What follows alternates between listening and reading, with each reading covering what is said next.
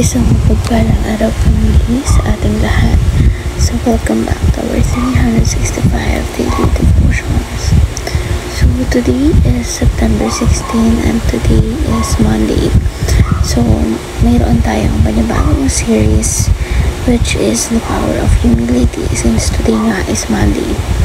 And this series, as usual, will run for the whole week, diba? So, our first topic or installment for this series is humility makes us beautiful. In connection to our topic for today, ang Bible verse natin tatalakayin ay ang Philippians chapter 2, verses 3 to 4. In New International Version, do nothing out of selfish ambition or vain conceit. Rather, in humility, value others above yourselves, not looking to your own interests, but each of you to the interests of others. In Filipino translation naman, or in Magandang Balita Biblia version, huwag kayong gumawa ng anuman dahil sa pansariling layunin o pagyayabang.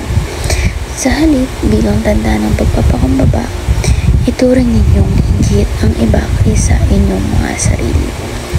Pagmalasakitan ninyo ang kapakanan ng iba at hindi lamang sa inyong sarili. So this verse teaches us about the power of humility, di ba nga? So the power of humility and how does it make us beautiful? So si Lord God and si Jesus Christ, they are so selfless, di ba? And we Christians are told to be Christ-like. So si Jesus Christ, di ba, yung ginagawa niya, hindi yun for his selfish ambition, di ba? Yung lahat ng ginagawa niya, yung pagdi-disciple niya, yung pagpapapako niya sa krus, di ba? Para lang isave tayo sa mga kasalanan natin. And many more, di ba? So hindi natin mabibilang sa kamay lahat ng actions niya. Lahat as in lahat. Hindi bilang kundi lahat.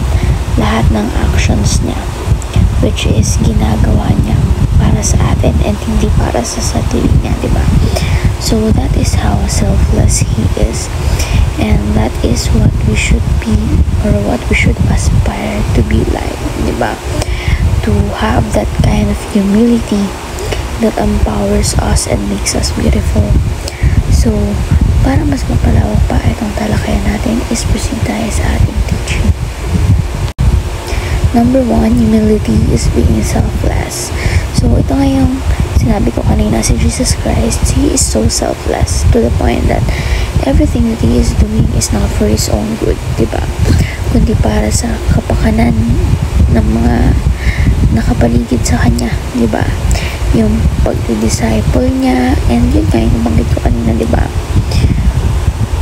Hinayaan niya na saktan siya, hinayaan niya na masakit yung sapitin niya para lang ma-save tayo sa mga kasalanan natin. Kasi nga, naniniwala rin siya na all of it was the Lord God's plan, the Lord God Father's plan, and that is also a sign of Him, a sign of Jesus Christ being or showing humility, kasi alam niya na mas mataas ang Lord God sa kanya and may plano ang Lord God, diba? So nagtitiwala siya and he knows his place, diba?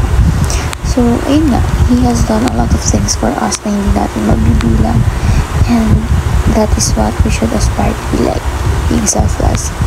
Number 2, humility values others above oneself. So ito na rin yung being selfless. And number 3, humility seeks the good of others. So we should seek the good of others in every action that we do, not just for our own good, diba? Hindi naman masama na mag-wish tayo for our own good, pero lagi natin isasama ibang tao, lagi natin silang i-consider, especially si Jesus Christ, diba? Kasi nga, if we want His presence to be around us, we have to consider Him every day and in every step or decision that we make, diba? In every action that we take. So Ngayon naman is proceed tayo sa ating application.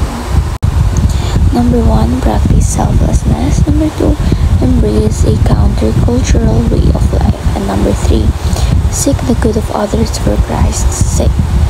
So, for our discussion part by now after watching this devotion, we should be able to tell on a scale of 1 to 10, 10 being the highest, how humble are we based on our devotion for today, and how can we improve ourselves. So, ayun lamang po for our devotion for today, and I hope na may natutunan tayo. So, may God bless us all.